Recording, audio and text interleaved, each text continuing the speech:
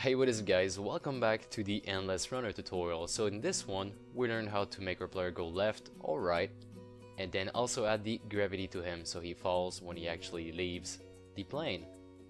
Alright guys, so without further ado, let's get started.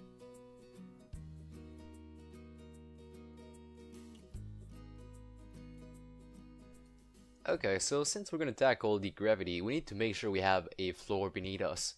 So I'll go ahead and go under Game Object, 3D Object, and then choose a plane.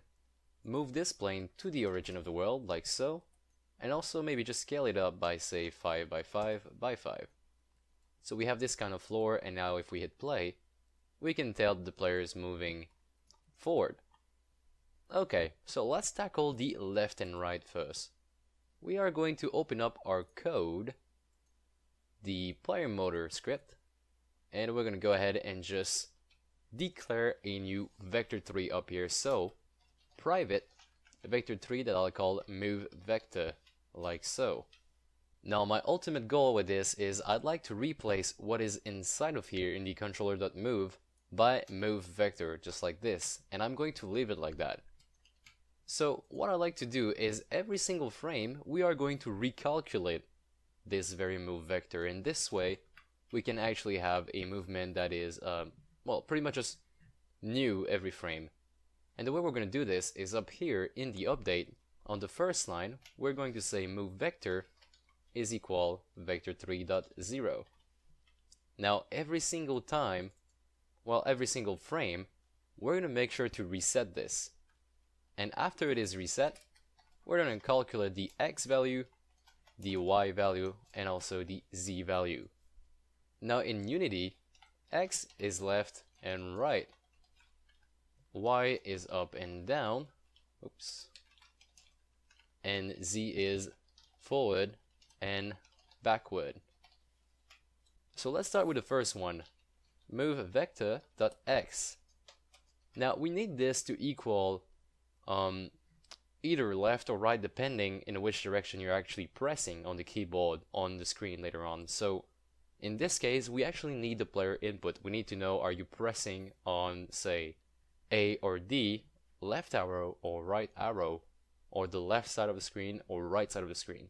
Now the inputs for mobile phone are going to come a little bit later on, but right now let's just make sure that we can control this using the keyboard. So move vector.x is going to equal input.getAxis, and then we open parentheses and we type in the horizontal string like this. Now let's actually do get raw axis, or I mean get axis raw. This way we don't get affected by sensitivity and also gravity of that input. Now for those of you who are new with Unity and you never actually saw an input this way, let me just point you towards where it is set. So we say input.getAxis, but then we send in a string, and this string is pretty much stored in here. So we go under edit, project settings, input, and under axis we've got all of these axes, and we are saying get me the horizontal one, so this one. And as you can tell, we've got a negative button, a positive button, a alt negative, and an alt positive. Now it means if we press left, we're going to get a negative value, in this case -1, or if we press A, we're going to get a negative value, so that's also -1. Positive button are 1, and also positive alternate button are also 1. So this is pretty much where we get the horizontal from. Okay, so we know that this is going to return us a float, and the way we know this is because we actually read the function up here. So it says public static float, so it returns a float. So we get a float out of this, and we can then multiply it by speed. Okay, so if we go ahead and just try this out, now we know that we pretty much broke our going forward, but if we just try this out, we should be able to move left and right. So let's hit play. And now I'm not pressing on anything, and my player is just there running. So if I press A on the keyboard, it is going towards the left, and if I press D, it is going toward the right. Good, so that's our left and right pretty much working. Let's go and keep going. So Y this is a gravity. We're gonna do it a little bit later on. Let's just go ahead and fix our z first. So that's forward and backward. Since we're making a endless runner, we don't really need a backward. All we really need is to say move vector.z is equal to speed, because we're going forward and speed is a positive value. So now move vector is equal to 5. I mean move vector.z is equal to 5. And if we press play now, we should be going forward, and we can also move left and right. The only problem is that we don't have a y-axis just yet, and our player is really just never falling. Okay, so we need to find a way to actually calculate gravity. Now the way I like to do it is by going up here, and I usually just declare myself a vertical velocity float that I've set on 0 at first. So every single frame I'll be calculating this vertical velocity. I'll be incrementing it if I'm falling, or I'll be resetting it to 0 if I'm not falling, if I'm on the floor.